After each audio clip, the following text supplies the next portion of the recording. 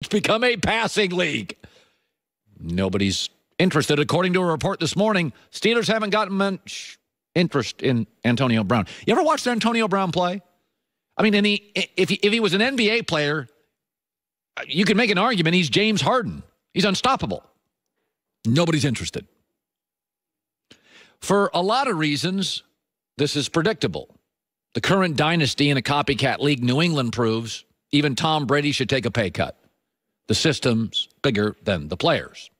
I mean, Aaron Rodgers, if Green Bay 2 years ago, not Kansas City, had said, let's draft Patrick Mahomes, how valuable this morning would Aaron Rodgers, 35 years old and brittle, be? Not very. NFL is mostly a coaching sport. The final four coaches this year, Andy Reid, Sean Payton, Sean McVay, Bill Belichick, probably the four best coaches in football. The NBA is more about collecting 2 or 3 stars. You don't need depth. Golden State has no bench. They've never had a team with less of a bench. It will not matter. Half of the NBA possessions, if you think about it, aren't even plays. Half the time the team comes down, score the ball. In the NFL, it's choreography.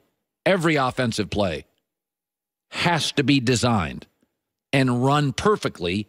Move your left hand as a right guard, it's an offsides penalty. Listen, in the NBA, David Blatt had been to a finals. They were a number 1 seed in the East. Star wanted him out. He's gone. Antonio Brown, with a coach many people think is sort of kind of a little bit underachieving, Mike Tomlin says, get him out of here. One of the reasons I think the NFL is so popular in America is that you don't become beholden and captive to the whims, needs, and sometimes egos of a 27-year-old kid. I remember when I was 27 years old, I was just not ready to make $100 million and be a star. And when I look around at Antonio Brown, the Cowboys dumped Dez, went back to the playoffs. New England got rid of Randy Moss, been to 4 Super Bowls, won half of them. Seattle moved off Richard Sherman, had a surprisingly good year. In the NFL, man, you got to beware and be very careful about what you think you're worth. Antonio Brown feels like James Harden, kind of an unstoppable force. That if he, you literally have to put 2 people on him. Jacksonville tried that a couple years ago in a playoff game. It still didn't matter. On the market, passing league, receiver league, not many people are interested. NFL players, you're not worth as much as NBA players. You're not worth as much as Robert Downey Jr., who's doing, Iron Man. You're not worth as much as that star, Drake, who single-handedly goes on stage and we can't take our eyes off him. Football's about coaching, choreography, and system. And if you think you're really, really valuable, no trade offers for an absolutely transcendent, remarkably gifted player, Antonio Brown. Joey Taylor with the news. No. Turn on the news. This is the Herdline News. So, ESPN's Seth Wickersham dropped a lengthy feature on the state of the Browns franchise this morning. The report details the heated meeting in which owner Jimmy Haslam and GM John Dorsey told Hugh Jackson that he was fired. Yeah. It did not go over well, according to Wickersham. Jimmy Haslam and John Dorsey entered Jackson's office and told him the team was going to move in a different direction. Jackson asked why he was being fired, and the team quit on you, was what Dorsey replied. Get the bleep out of my office, that's is not what great. Hugh Jackson allegedly said in the meeting.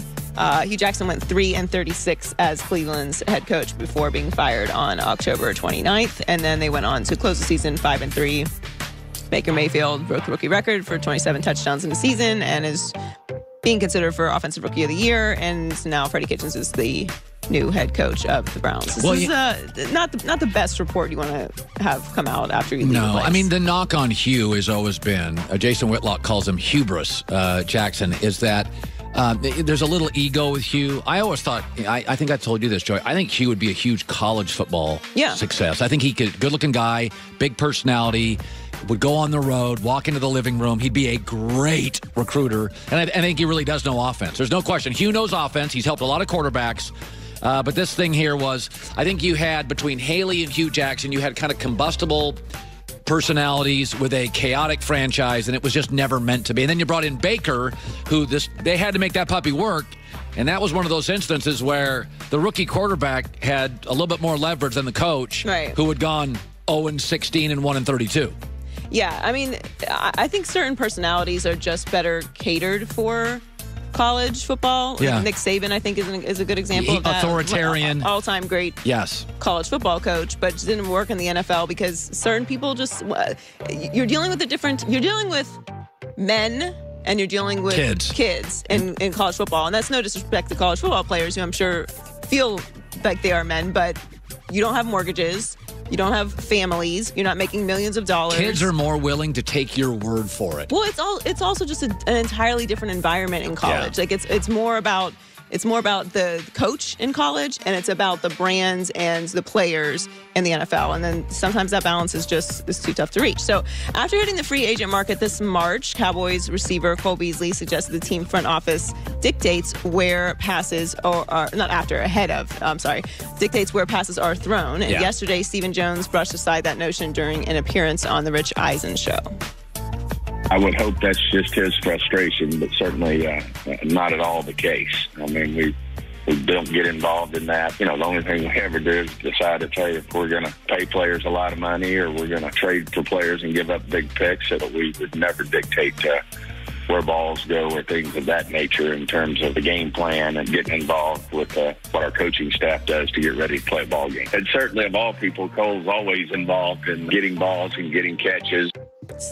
I mean, most of this is probably because his targets dipped from 6.14 per game to 4.45 per game after the acquisition of Amari Cooper. Yeah, Amari Cooper became elevated the entire team. Yes. I mean, Cole Beasley is a valuable piece. I think slot receivers really matter, but once Amari showed up, it's like, let's get Amari into this offense big time. It's inevitable. Cole did tweet yesterday, some are misunderstanding my point. Every team's game plan in pro sports is dictated by the front office. Big free agent additions, high draft picks, etc. are going to get the most opportunities. I'm not mad at that. I just want to help my team win. All good players want the rock.